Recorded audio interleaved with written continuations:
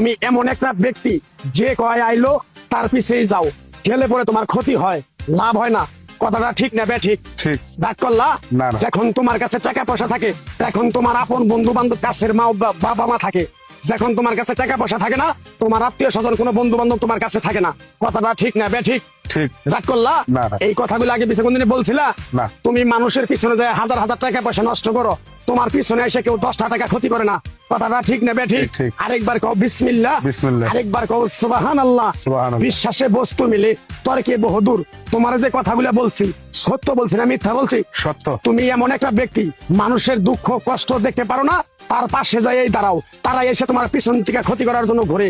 কথাটা ঠিক না ঠিক? ঠিক। রাগ করলা? না। কিছুদিন আগে একটা বিপদে পড়ছিলা, অনেক বন্ধু বান্ধবের কাছে 10-20-50 হাজার টাকা হাওলা চাইছো, তারা তো ফোন করেই নেই, তোমার সাথে এখন যোগাযোগ বন্ধ করে দিছে।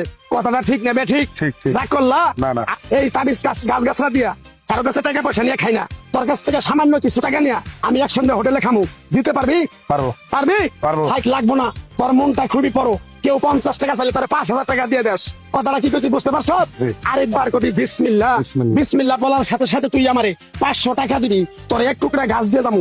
এই গাছটা তুই নিয়ম কারণ মাইনা ব্যবহার করবি, আল্লাহ তোরে মুক্তি করবো। কথাটা কি করছি বুঝতে পারছ? জি। আরেকবার কবি বিসমিল্লাহ। বিসমিল্লাহ।